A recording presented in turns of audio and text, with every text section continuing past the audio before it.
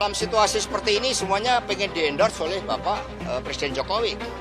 Maka tadi kami tegaskan bahwa bagi PD Perjuangan, kepemimpinan Bung Karno, Ibu Mega, dan Pak Jokowi itu satu nafas kepemimpinan. Ya, ini simbol serius ya.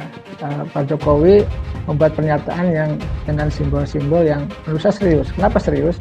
Karena diungkapkan di depan relawan dan itu adalah bagian daripada kekuatan pendukung Pak Jokowi. Nah, kita tahu ketika Pak Jokowi mengendorse Pak Prabowo itu kan di acara Perindo, acara partai lain lah, seperti itu kan saya anggap prank, saya anggap ansor angin surga, saya anggap bukan kenyataan.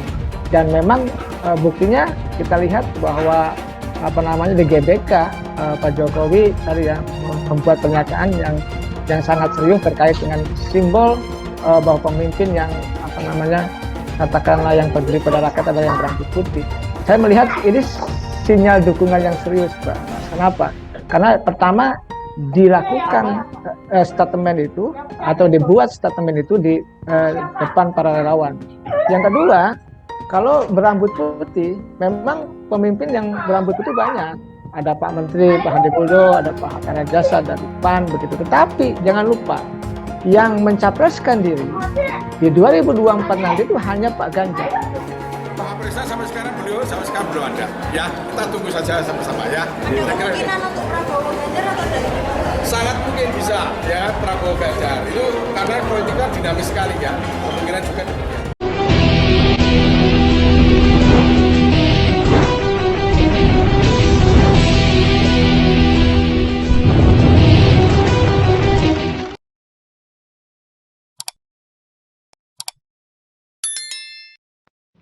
Duet Prabowo Ganjar diprediksi tak mudah dikalahkan. Dikutip dari Jakarta, Presiden Jokowi tampak sumringah saat foto bersama Menhan Prabowo Subianto dan Gubernur Jateng Ganjar Pranowo dalam panen raya di Kebumen. Momen itu pun banyak dikaitkan dengan duet Prabowo dan Ganjar di 2024. Namun, bagaimana peluang hingga kekuatannya jika duet tersebut betul terjadi? Pakar politik Khairul Umam menyampaikan duet Prabowo dan Ganjar Pranowo mempunyai peluang kemenangan cukup besar di 2024. Dia menyebut Gerindra dan PDIP merupakan partai politik papan atas dan keduanya punya elektabilitas yang kompetitif. Prabowo Ganjar atau Ganjar Prabowo membawa peluang kemenangan cukup besar sebab pasangan itu di-backup oleh dua partai politik papan atas dan juga basis elektabilitas kedua figur itu yang cukup kompetitif, kata Umam saat dihubungi Kamis 9 Maret 2023. Meski demikian, Umam menilai peluang itu juga harus mempertimbangkan lawan duet tersebut di pemilu 2024. Menurutnya, sampai saat ini tidak ada capres yang memiliki elektabilitas dominan untuk pemilihan di 2024. Tidak adanya tokoh yang memiliki elektabilitas dominan di Pilpres mendatang membuat konfigurasi pasangan capres-cawapres menjadi penting untuk ditimbang dan disimulasikan potensi kemenangannya.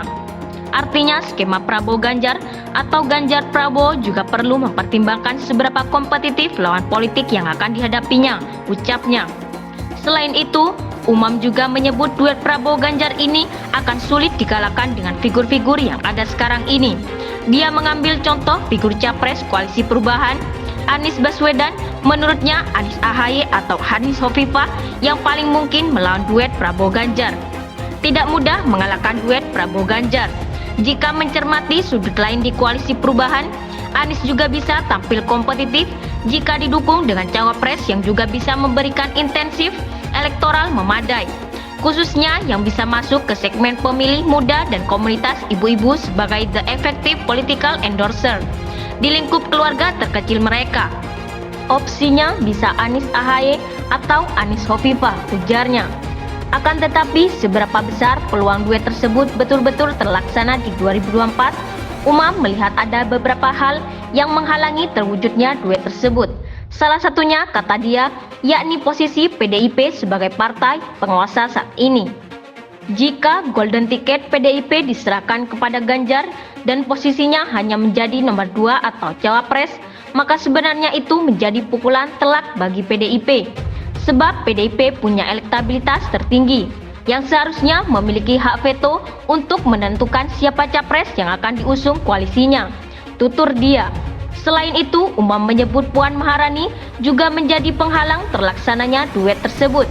Dia mempertanyakan bagaimana nasib Puan Maharani jika Ganjar Pranowo lah yang maju dari PDIP.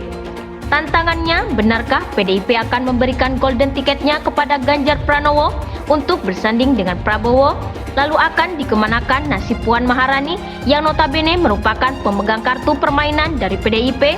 Jika memang di internal PDIP sudah selesai diskusi dan perdebatannya, tentu hal itu bagus untuk memberikan kepastian pada basis pendukung mereka. Jelas dia. Terlepas dari itu, Umam menyebut peluang berkoalisinya PDIP dan Gerindra tetap terbuka lebar. Yang jadi persoalan, sebut dia, hanya siapa yang akan maju dari koalisi tersebut.